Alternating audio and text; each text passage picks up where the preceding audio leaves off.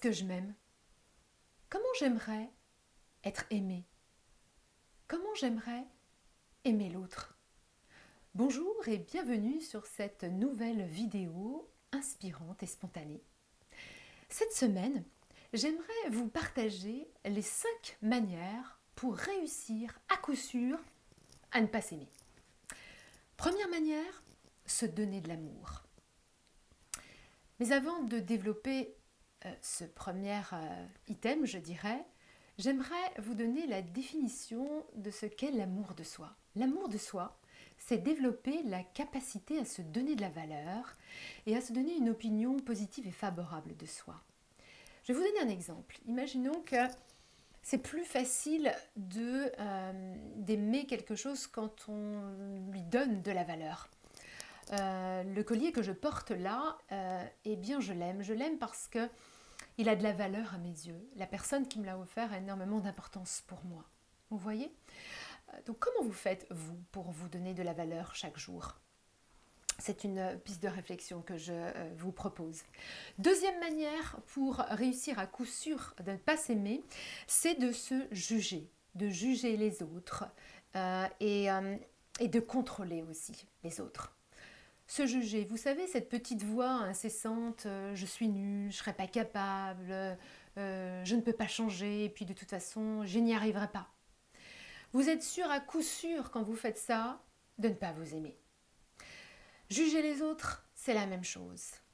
Quand vous êtes dans le jugement aux autres, eh bien, on oublie souvent de prendre conscience que l'autre est un miroir.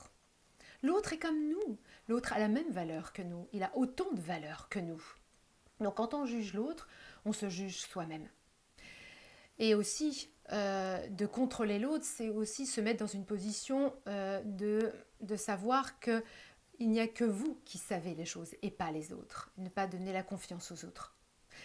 Troisième manière de réussir à coup sûr de ne pas s'aimer, eh bien c'est de ne pas prendre le temps de s'écouter, de faire attention à qui l'on est, de prendre conscience de la connaissance de soi. Qui l'on est vraiment? Quelle est la beauté à l'intérieur? Finalement, on préfère fuir à l'extérieur, aller chercher à l'extérieur des choses, pour ne pas justement être dans cette fuite à ne pas prendre le temps de se poser pour soi et d'identifier qui on est à l'intérieur de nous, d'aller se connecter justement à ses plus belles parts, à nos capacités, à nos réalisations par exemple.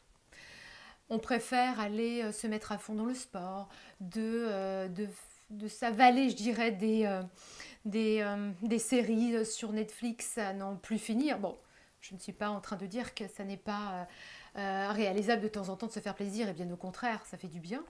Mais quand on est dans cette fuite incessante, justement, on oublie. On oublie de revenir vers soi, de ce qui est juste pour soi. Quatrième manière, ne pas s'accorder la possibilité de se tromper, de faire des erreurs, d'échouer. Et pourtant, c'est bien dans ces moments-là où on arrive à prendre conscience de nos capacités. Apprendre de ses erreurs, en tirer les enseignements, c'est tellement bénéfique parce que c'est ça qui nous fait grandir. Quand on réalise justement que déjà on a osé, on a essayé, c'est déjà se donner de la valeur et s'aimer davantage. Et puis d'en tirer les enseignements, c'est ce qui nous permet justement d'être meilleur. Et quand on est meilleur, eh bien on augmente l'estime de soi. Cinquième et dernière manière de ne pas s'aimer, eh bien je dirais c'est de ne pas agir. Vous savez, quand on a envie d'atteindre des objectifs, d'atteindre des rêves, eh bien, c'est peut-être d'opter pour la stratégie des petits pas. Qu'est-ce que je peux faire de plus aujourd'hui pour arriver à ce que je veux vraiment dans ma vie, ce qui est juste pour moi? J'adore la phrase d'Anthony Robbins qui dit « Si tu restes dans ta tête, tu prends perpète ». C'est-à-dire que rester là dans ce système de pensée en permanence et ne pas agir, eh bien finalement, c'est s'empêcher de s'aimer, c'est s'empêcher de se réaliser. Alors, j'aimerais vous poser une dernière question. Qu'est-ce qui est important pour vous? Qu'est-ce qui a de la valeur à vos yeux? Qu'est-ce que vous avez envie de faire pour vous aimer davantage? Que choisissez-vous? Choisissez-vous de changer de comportement ou de continuer à être parce que ce que vous êtes aujourd'hui vous honore au plus haut point? Je vous laisse sur cette réflexion. Et dernière chose, sachez que ce qui est aux antipodes de la peur, qui est le contraire de la peur, c'est l'amour. Alors, bonne réflexion et à bientôt!